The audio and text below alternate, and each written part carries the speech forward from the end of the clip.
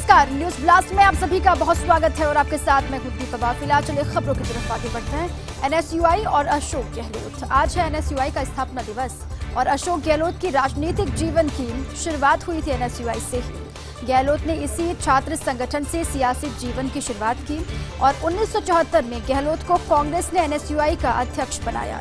जोधपुर विश्वविद्यालय में उन्होंने एनएसयूआई का आधार खड़ा किया था और देश भर में एनएसयूआई को खड़ा करने में अहम योगदान गहलोत ने दिया। एआईसीसी महासचिव रहते हुए गहलोत रह चुके अग्रिम संगठनों के इंचार्ज, चूंकि आज एनएसयूआई का स्थापना दिवस भी है और इसीलिए भी ये खबर हम आप तक पहुंचा रहे हैं कि एनएसयूआई और अशोक गहलोत। आज एनएसयूआई का स्थापना दिवस। अशोक गहलोत की राजनीतिक जीवन की शुरुआत हुई थी एनएसयूआई से ही। गहलोत ने इसी छात्र संगठन से सियासी जीवन की शुरुआत की और साथ ही 1974 में गहलोत को कांग्रेस ने एनएसयूआई का अध्यक्ष बनाया और जोधपुर विश्वविद्यालय में उन्होंने एनएसयूआई का आधार खड़ा किया और देश भर में एनएसयूआई को खड़ा करने में अहम योगदान गहलोत ने दिया। अब एआईसीसी जब महासचिव रहे थे तब भी उन्होंने महासचिव रहते हुए गहलोत अग्रिम संगठनों के इंचार्ज रह चुके हैं और इसीलिए आज वो छात्रों से भी संवाद करने वाले हैं। कुछ देर के बाद वो तस्वीरें भी आएंगी, आप तक साझा करेंगे, क्योंकि आज एनएसयूआई का 51वां स्थापना दिवस है और देश भर में कई कार्यक्रम भी होने हैं और आज का खास मौका है जब छात्रों से भी चर्चा संवाद सुबह के मुखिया करेंगे।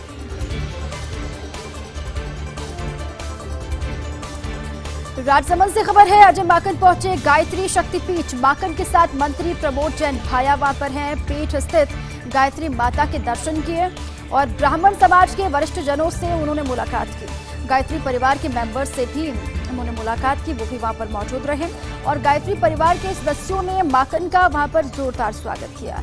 लगातार चूंकि विधानसभा उपचुनाव होने हैं राजसमंद में, इसलिए भी एक के बाद एक कई मंदिरों का दौरा कर रहे हैं। आज क्योंकि गायत्री शक्तिपीठ पहुंचे, वहां पर भी मंत्री प्रमोद जैन भाया उनके साथ दिखे। पीठ स्थित गायत्री माता के दर्शन भी उन्होंने किए और ब्राह्मण समाज के जो सीनियर लोग वहां पर मौजूद थे, जो वरिष्ठगण वहां पर मौजूद थे, उनसे भी चर्चा करते हुए माकन दिखाई दिए और गायत्री परिवार के जो मेंबर्स वहां पर मौजूद, उनसे भी बातचीत की। गायत्री परिवार के मेंबर्स ने उनका जोरदार स्वागत भी वहां पर किया। बड़ी संख्या में कार्यकर्ता भी साथ में दिखाई दिए क्योंकि राजसमंद की लड़ाई बहुत दिलचस्प है इस बार और दावा ये किया जा रहा है कि वहां पर जीत होनी है और जीत के लिए ही एड़ी चोटी का जोर लगाया जा रहा है। खुद प्रभारी अजय माकन ने मोर्चा संभाला हुआ है। एक के बाद एक कई मंदिरों का दौरा कर रहे हैं, अलग अलग जगहों पर जाकर समाज के लोगों से बातचीत वो कर रहे हैं, संपर्क साधने की कोशिश कर रहे हैं। अब इसको सॉफ्ट हिंदुत्व कहीं ना कहीं करार दिया जा रहा है अजय माकन का। मंदिरों का दौरा उन्होंने किया, पिछले दिनों भी हमने तस्वीरें आपको दिखाई थी। द्वारकाधीश मंदिर पहुंचे थे, वहां पर दर्शन किया। एकलिंगनाथ जी के दर्शन करने के लिए पहुंचे, श्रीनाथ जी के दर्शन किए। उसके बाद आज जब गायत्री पीठ पहुंचे, वहां पर भी गायत्री शक्तिपीठ में उन्होंने दर्शन किए गायत्री माता के और चर्चा करते हुए भी लोगों से दिखाई दिए। गायत्री परिवार के जो मेंबर्स वहां पर थे, उन्होंने जोरदार स्वागत किया। उनके साथ काफी देर तक बातचीत माकन ने की। कोटा में लोकसभा स्पीकर ओम बिरला गृहनगर कोटा के दौरे पर हैं। लोकसभा स्पीकर ओम बिरला, वहां से तस्वीरें भी लगातार आ ही रही हैं। शक्तिनगर स्थित लोकसभा कैंप कार्यालय में बिरला कार्यालय में दर्जनों की तादाद में परिवादी जुटे हुए हैं। कार्यालय में अक्सर जन सुनवाई करते हुए लोकसभा स्पीकर ओम बिरला दिखाई देते हैं। आज की तस्वीर आपके सामने है। बड़ी संख्या में जो परिवादी हैं वो यहाँ पर पहुंचे हुए हैं। जन अभाव अभियोगों की सुनवाई कर रहे हैं लोकसभा स्पीकर ओम बिरला, वही तस्वीर हम आपको दिखा रहे हैं। खबर लोगों को मिली थी कि लोकसभा कैंप कार्यालय में वो जन सुनवाई करेंगे, वहां पर लोगों की समस्याओं को सुना जाएगा, जन अभाव अभियोगों की सुनवाई वो करेंगे। इसीलिए बड़ी संख्या में लोग पहुंचे भी हैं, वही तस्वीर भी आपको दिखा रहे हैं और सभी की समस्याओं का निराकरण किस तरीके से करना है, सभी को राहत किस तरीके से पहुंचे, ये कोशिश लगातार रहती है। वहां पर जो लोग दूर दराज से आते हैं उनको भी निराश नहीं करते, सभी से मिलते हुए दिखाई दे रहा है। कोटा में लोकसभा स्पीकर ओम बिरला की मौजूदगी, कैंप कार्यालय की तस्वीर आपको दिखा रहे हैं। बड़ी संख्या में लोग पहुंचे अपनी समस्याओं के साथ, तरह तरह की समस्याएं लोगों की, और उन समस्याओं को लिखित में भी वो लोकसभा स्पीकर ओम बिरला के समक्ष रखेंगे, सामने रखेंगे और फिर जो अधिकारी वहां पर होंगे हमेशा की तरह उनको ये निर्देश दिया जाएगा कि सभी की समस्याओं का हल करना है। कोटा के अलग अलग हिस्सों से लोग यहाँ पर पहुंचे हुए हैं कैंप कार्यालय में और न सिर्फ कोटा बल्कि अलग अलग कोटा से बाहर के भी अलग अलग इलाकों के लोग यहाँ पर आते हैं। अक्सर जब भी कोटा में मौजूद होते हैं लोकसभा स्पीकर ओम बिरला तो ऐसी तस्वीरें वहां से सामने आती हैं। बड़ी संख्या में लोग पहुंचते हैं अपनी समस्याओं के साथ और फिर लोकसभा स्पीकर ओम बिरला सभी की समस्याओं को सुनते हुए सभी से बातचीत करते हुए, हालांकि कोविड है इसलिए पहले ही ये कह दिया गया, एक तरीके से लोगों से अपील भी ओम बिरला करते हुए दिखाई दिया अक्सर कि जो भी कैंप कार्यालय पहुंचे जन सुनवाई के लिए ही सही, लेकिन उन लोगों की भी अपनी जिम्मेदारी है कि वो मास्क को हमेशा लगाए रखें और लापरवाही ना बरतें।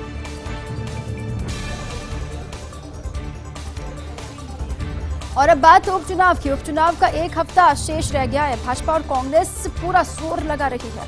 उपचुनाव होने में महज एक हफ्ता बाकी है और ऐसे में भारतीय जनता पार्टी, मुख्य विपक्षी पार्टी हो या फिर सत्तारूढ़ कांग्रेस, दोनों ने ही पूरी ताकत झोंक दी है। लेकिन स्टार प्रचारकों की गैर मौजूदगी से भाजपा बेहद परेशान है, चिंतित है। बीजेपी के 10 स्टार प्रचारक नहीं पहुंचे उपचुनाव वाली जगहों पर। अब इसके पीछे की वजह क्या हो सकती है? भाजपा ने उपचुनाव के लिए की थी 30 स्टार प्रचारकों की सूची घोषित। नामांकन में शामिल कई नेता स्टार प्रचारक बनने के बाद भी नहीं पहुंचे और 7 स्टार प्रचारकों में शामिल कई नेता 5 राज्यों में चुनाव जो चल रहा है उसमें बिजी हैं, व्यस्त हैं। और अलबत्ता बंगाल में जीत के लिए भाजपा ने पूरी ताकत झोंक दी है। अब बंगाल पर लगातार नजर है बीजेपी की। अब उसका खामियाजा कहीं यहाँ जो विधानसभा के उपचुनाव होने हैं वहां पर ना भुगतना पड़े, ये भी बीजेपी को ख्याल में रखना होगा, क्योंकि जो तमाम स्टार प्रचारकों का नाम सूची में शामिल था, शुमार था, वो दिखाई नहीं दे रहे। वो राजसमंद की बात हो, सुजानगढ़ की बात हो या फिर सहाड़ा की बात हो। अब इसलिए लगातार हम कह रहे हैं कि स्टार प्रचारकों की सूची को लेकर जो बड़े नाम उस सूची में शामिल थे वो प्रचार करते हुए मैदान में दिखाई नहीं दे रहे। ये चिंता की बात भी है। अब इसके पीछे की वजह क्या हो सकती है? वो तमाम बड़े लीडर्स आखिर उन जगहों पर क्यों नहीं पहुंच रहे जहां पर चुनाव होने हैं? इसको लेकर भी कई बातें सियासी गलियारों में कही जा रही है।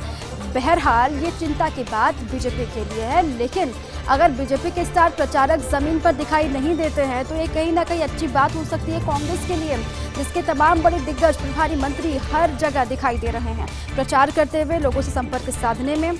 जो स्टार प्रचारक है कांग्रेस के वो मैदान में हैं, जो कि बीजेपी के लिए चिंता की बात यह है जो स्टार प्रचारकों की लिस्ट में शुमार थे वो कहाँ गए। सुजानगढ़ उपचुनाव का रण। सुजानगढ़ में जीत के लिए भाजपा मेहनत कर रही है। सुजानगढ़ उपचुनाव का रण चल रहा है और यहां पर जीत के लिए भाजपा ने एड़ी चोटी का जोर लगा दिया है।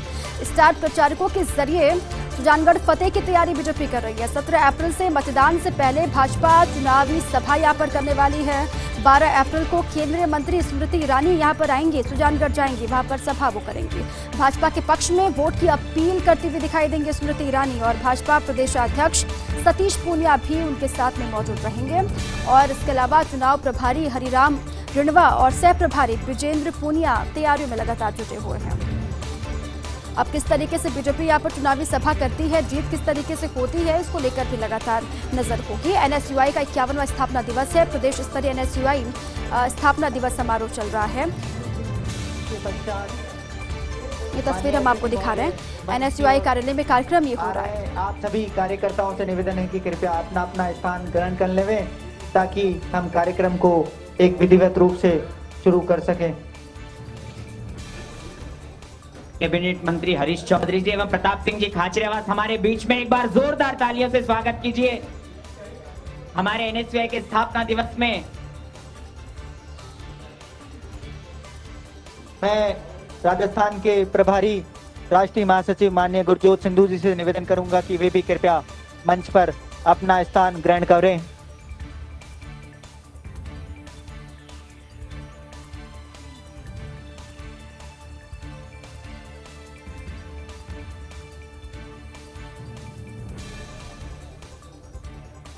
एनएसयूआई का स्थापना दिवस है और एक कार्यक्रम चल रहा है। समारोह की तस्वीरें हम आपको दिखा रहे हैं। नवनियुक्त प्रदेश अध्यक्ष का शपथ ग्रहण समारोह भी अभी होगा थोड़ी देर के बाद। एनएसयूआई के प्रदेश कार्यालय का भी उद्घाटन होना है। वीसी के जरिए जुड़े हैं सीएम गहलोत। मैं शशांक जी से निवेदन कर रहा हूं कि आप मंच पर आकर आसन ग्रहण करें। शशांक जी मंच पर विराजें।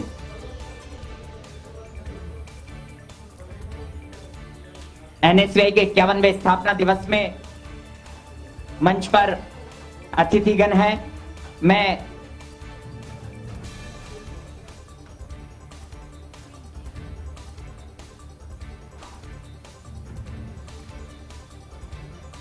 एनएसयूआई के ऊर्जावान प्रदेशाध्यक्ष अभिषेक चौधरी जी से निवेदन करूंगा कि आप एनएसयूआई के कार्यकर्ताओं की भावनाओं को समझते हुए मंच पर आसन ग्रहण करें। और अतिथियों के स्वागत के लिए मैं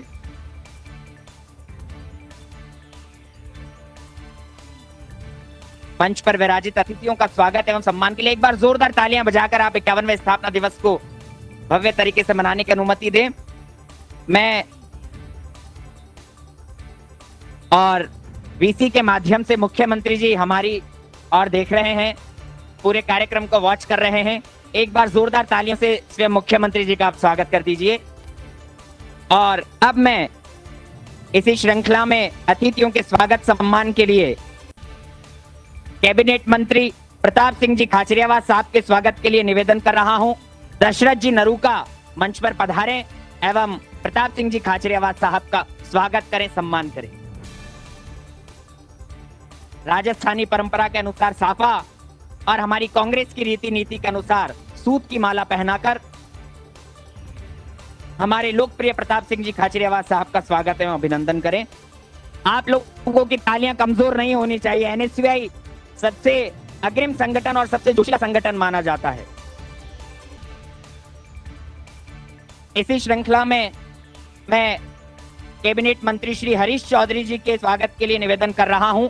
राहुल भाकर जी आप मंच पर आएं एवं हरीश चौधरी जी का स्वागत साफा एवं सूत की माला पहनाकर स्वागत करें।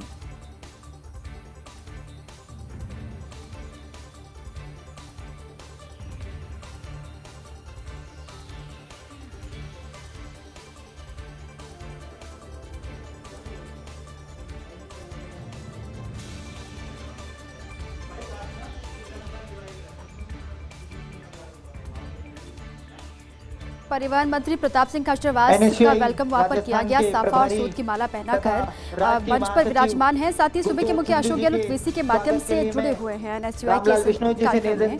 थोड़ी देर के बाद उनका भी संबोधन होगा। फिलहाल सभी जो दिग्गज हैं मंच पर मौजूद, उनका स्वागत कार्यक्रम चल रहा है। स्वागत एवं अभिनंदन करें।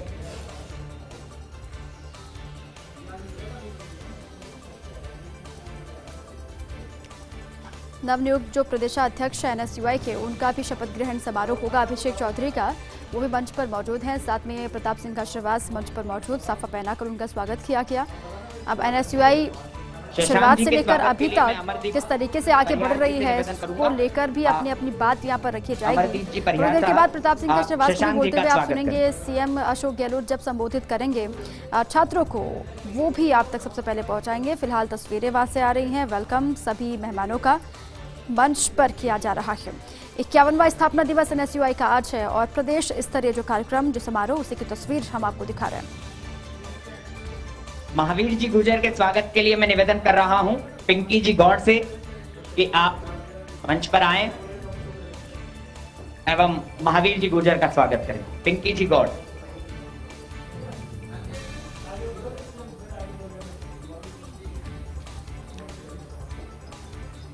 तमाम कार्यक्रम यहां पर होने हैं। एनएसयूआई के प्रदेश कार्यालय का भी उद्घाटन कार्यक्रम होगा कुछ ही देर के बाद। अब इस सिलसिलेवार तरीके से सभी का वेलकम, सभी का स्वागत वहां पर किया जा रहा है, क्योंकि एनएसयूआई का 51वां स्थापना दिवस है। देश भर में एनएसयूआई के तमाम जो छात्र हैं वो अलग अलग कार्यक्रम करते हुए दिखाई देंगे। अलग अलग कार्यक्रम होंगे देश भर में। ये राजस्थान में भी कार्यक्रम चल रहे हैं। प्रदेश स्तरीय कार्यक्रम है, ये समारोह है जिसमें मौजूदगी है सीएम अशोक गहलोत की। निर्वहन करते हुए अब जब सीएम बोलेंगे उस वक्त आपको फिर से यहाँ पर लिए चलेंगे। लेकिन सिंगूर का महत्व नंदीग्राम जितना ही है। बंगाल विधानसभा चुनाव में बीजेपी टीएमसी ने झोंक रखी है पूरी ताकत, और इसीलिए हम कह रहे हैं कि सिंगूर का जो महत्व है वो नंदीग्राम के जितना ही है। नंदीग्राम जितना महत्वपूर्ण है टीएमसी के लिए, भाजपा के लिए, उतना ही सिंगूर की। बंगाल विधानसभा चुनाव में बीजेपी टीएमसी ने पूरी ताकत लगा दी है। चौथे फेज में महत्वपूर्ण सीट सिंगूर में वोट डाले जाएंगे और भाजपा ने रविंद्रनाथ भट्टाचार्य और टीएमसी ने बेचाराम मन्ना को मैदान में उतारा है। सिंगूर आंदोलन से ही ममता बनर्जी पहुंची थी शिखर पर, और इसी आंदोलन से 40 साल से सत्तारूढ़ वामदल को बेदखल ममता ने किया था। हालांकि सिंगूर की राह अब ममता के लिए आसान नहीं है, क्योंकि भाजपा कैंडिडेट और सम्मानित शिक्षक रविंद्रनाथ भट्टाचार्य के काफी समर्थक है, उनका बेहद प्रभाव है, और इसीलिए राह आसान नहीं है सिंगूर की ममता बनर्जी के लिए। नई राष्ट्रीय शिक्षा नीति पर काम जारी है। नई शिक्षा नीति के अमल को लेकर सरकार जुटी पूरी ताकत से। 1986 में आई शिक्षा नीति के अमल से जुड़े एक्शन प्लान को बनाने में लगे थे 6 साल, लेकिन मौजूदा सरकार ने साल भर में तैयार किया इसे, और इसके प्रभावी अमल को लेकर सार्थक नाम से पोर्टल भी लॉन्च किया गया है। नीति के अमल से जुड़े विषयों पर राज्यों के बीच करेगा सेतु का काम।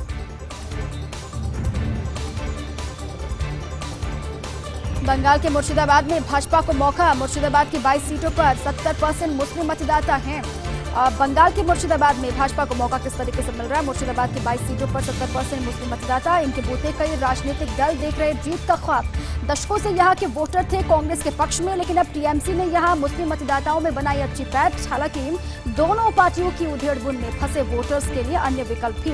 असदुद्दीन ओवैसी की पार्टी AIMIM का भी विकल्प है। 3 उम्मीदवार मैदान में होने से वोट बढ़ जाएंगे और इसका सीधा फायदा उठाने के लिए बीजेपी ने कमर कस ली है। कोरोना के बढ़ते मामलों को लेकर मुख्यमंत्री गहलोत बेहद चिंतित हैं और मुख्यमंत्री अशोक गहलोत ने आपात बैठक बुलाई। आज दोपहर 2 बजे से CMR में होगी बैठक। चिकित्सा शिक्षा सचिव वैभव गालरिया, चिकित्सा सचिव सिद्धार्थ महाजन, चिकित्सा विभाग के एक्सपर्ट होंगे बैठक में शामिल। और साथ ही राजस्थान में सबसे अधिक केस निकल कर आए थे। अब तक के सर्वाधिक कोरोना के केस और कोरोना के बढ़ते मामलों को लेकर मुख्यमंत्री गहलोत बेहद परेशान भी हैं, चिंतित भी हैं।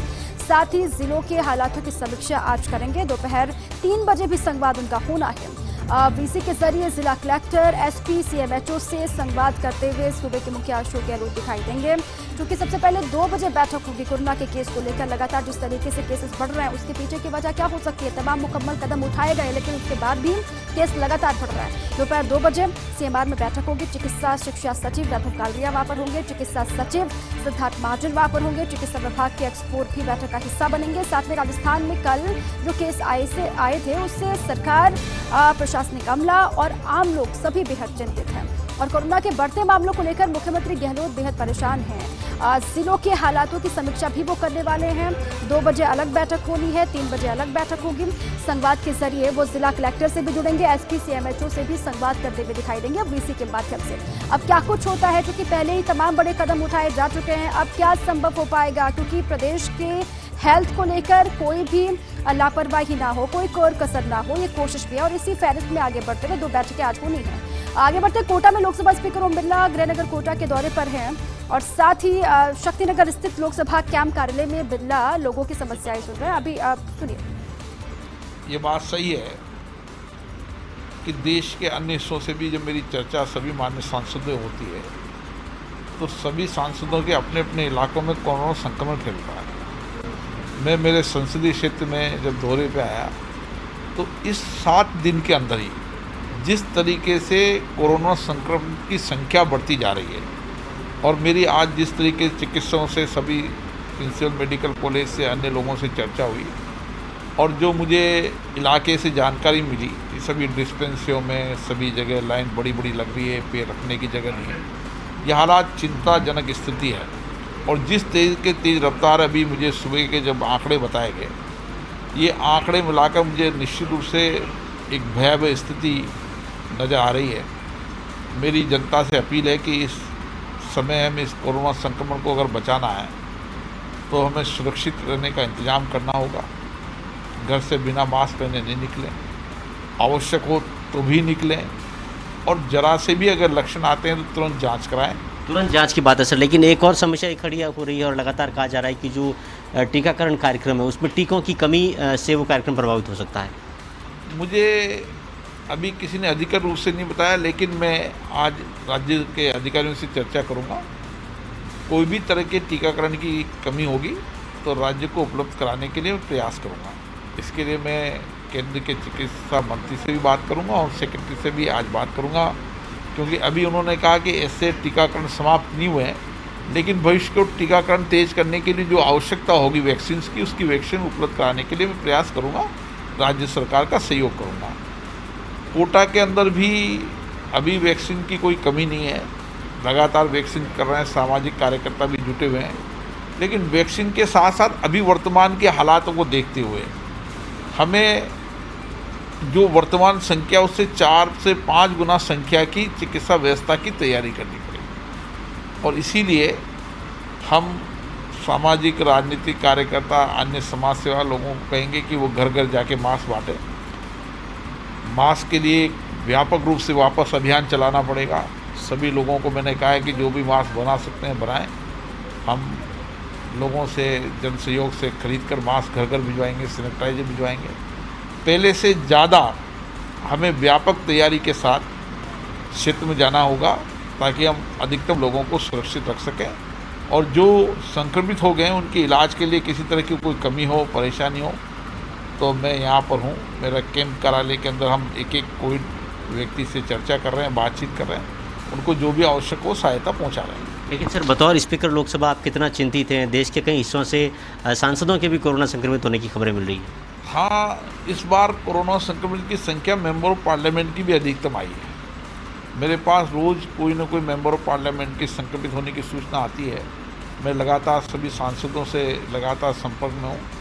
मैंने उनसे भी आग्रह किया है कि हमें खुद को तो सुरक्षित रखना है लेकिन अपनी जनता को सुरक्षित रखने के लिए पूरी तरीके से प्रयास करने की आवश्यकता है। चलिए, तो लोकसभा स्पीकर ओम बिरला कह रहे हैं कि व्यापक तौर पर जो है सैनिटाइजेशन का प्रोग्राम कोटा में चलाया जाएगा, साथ में मास्क वितरण का जो कार्यक्रम है वो हाथ में लिया जाएगा। लेकिन बड़ी बात उन्होंने ये कही है कि कोटा में जो टीकाकरण का कार्यक्रम चल रहा है किसी भी प्रकार के टीकों की कमी यहाँ पर नहीं आने दी जाएगी। लेकिन खास तौर पर लोकसभा स्पीकर ने लोगों से अपील की है कि लोग सावधान रहें, सतर्क रहें, लापरवाही बिल्कुल नहीं बरतें और कोरोना गाइडलाइन की समुचित पालना करें, क्योंकि खासकर कोटा में कोरोना से लेकर जो हालात है वो बद से बदतर होते जा रहे हैं, भयावह होते जा रहे हैं।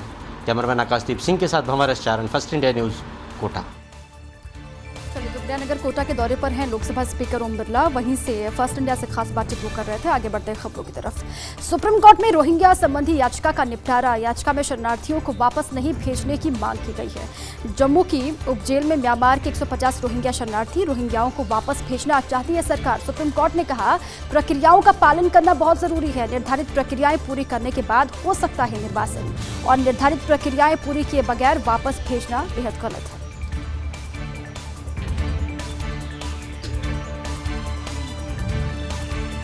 प्रदेश में उपचुनाव का घमासान। 17 अप्रैल को राजसमंद, सहाड़ा और सुजानगढ़ में उपचुनाव होने हैं। कांग्रेस का इंटरनल फीडबैक कॉन्फिडेंट।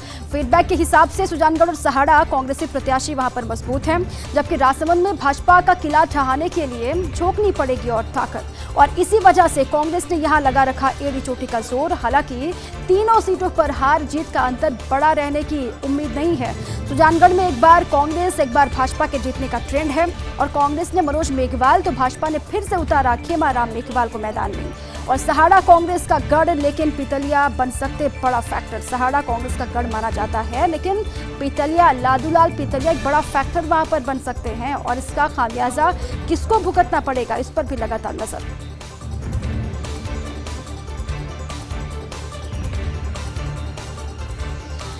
अमेरिकी राष्ट्रपति जो बाइडेन की क्लाइमेट डिप्लोमेसी क्या है, ये पूरी खबर आपको समझाते हैं। जॉन कैरी को प्रधानमंत्री मोदी से मिलने के लिए भेजा और पेरिस समझौते की तरफ कदम बढ़ा रहे हैं जो बाइडेन। भारत पर पर्यावरण सुरक्षा के लिए अमेरिकी दबाव और 2050 तक हानिकारक गैस उत्सर्जन खत्म करने का लक्ष्य रखा है, और भारत हालांकि इससे सहमत नहीं है।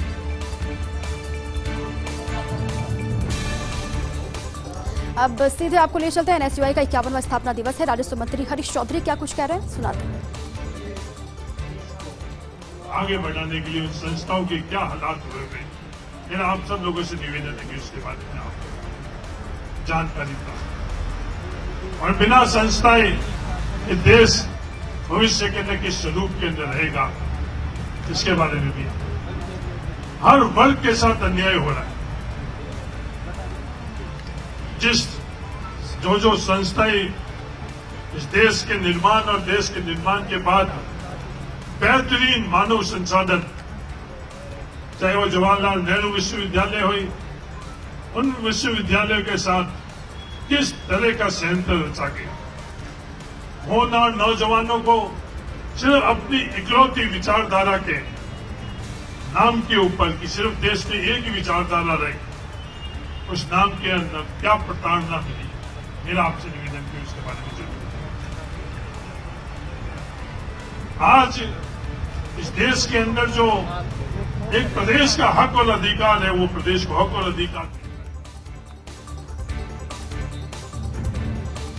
तो एनएसयूआई का 51वां स्थापना दिवस है। वहीं से हरीश चौधरी को आप सुन रहे थे। थोड़ी देर के बाद हो सकता है सीएम अशोक गहलोत भी संबोधित करेंगे, वो तस्वीरें भी आपको दिखाएंगे। फिलहाल यहाँ पर रुक रहे कुछ देर के लिए। खबरें लगातार जारी है, आप रहिए फर्स्ट इंडिया के साथ।